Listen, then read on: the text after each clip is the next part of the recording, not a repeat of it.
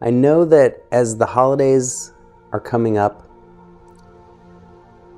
what should be a festive and joyous time for all of us, for too many, is a time that evokes a great deal of grief and loss and memories of past trauma. Many of us are celebrating alone, estranged from family, and we are, all of us, to some extent, disconnected from that tribe, that tight-knit community that we evolved to live within. And we're disconnected from nature and these things that fill up our spirit and enrich our lives in dramatic ways that really all of us are suffering from on some level. We are social creatures.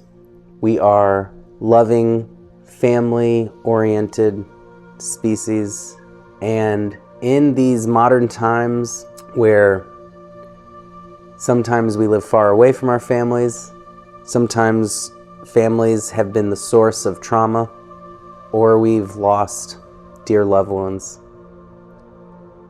Seeing all of that holiday spirit around us, idealized in films and television and songs, can really put a magnifying glass on our own suffering and exacerbate it, make us feel like we're really missing out. And this time that is already troubling is even made worse when we feel it's a time where we should be happy. And if you have lost someone and the holidays without that person feel like a gaping black hole, if you're estranged from your loved ones, disappointed, and maybe even out of a need to protect yourself from cruelty and abuse, I hope we can all remember that you're not alone. None of us are alone.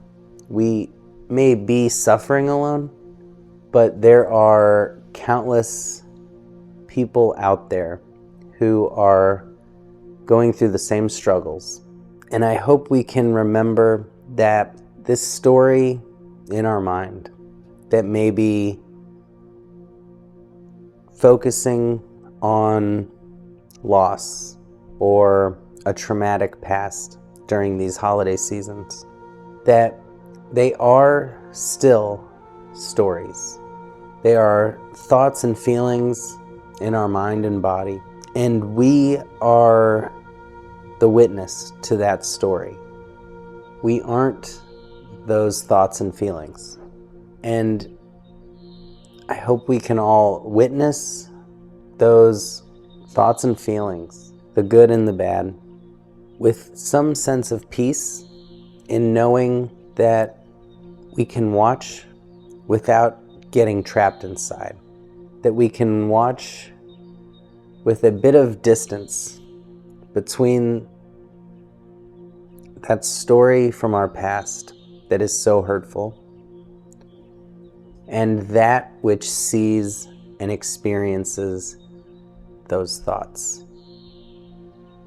And when we can witness that heavy emotion and thought, and we can witness how it wishes for things to be different than they are, that we can even accept a bit of that reality which is, we can understand that no one is promised a tomorrow. No one is promised a loving, supportive family, even though we all deserve it.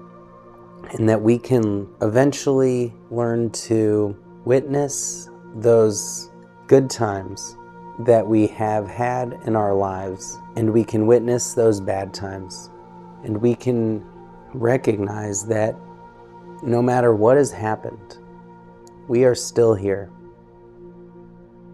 we have this breath.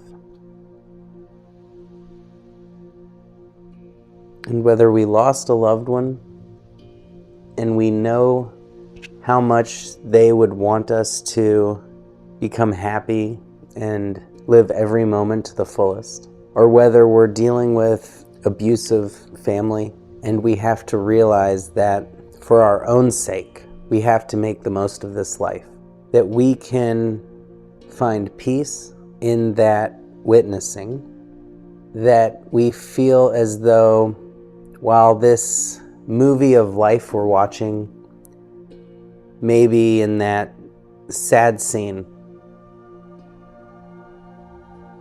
we can find a way to believe and know that there will be a happy ending. The happy ending is what we make it.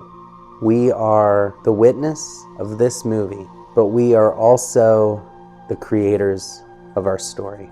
And while certain things don't go the way we intended or we wished, we know that we are able to change that internal story. We can find the light in that darkness. We can cherish those good times we had with our loved ones. We can forgive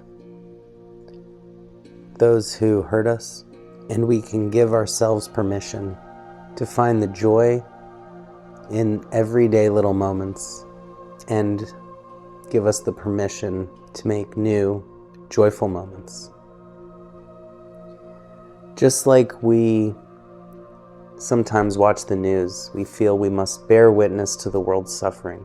We must bear witness to our own. And we must love ourselves enough to feel those feelings, think those thoughts, cry when we need to cry. But we also must give ourselves the freedom to feel joy and love as well.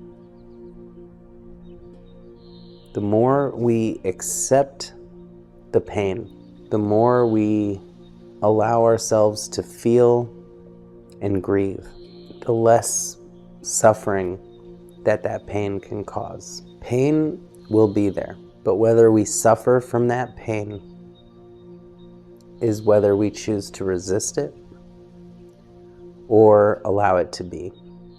Because when we allow something to be without any hatred or anger or pessimism, then we can peacefully experience even very heavy grief and loss.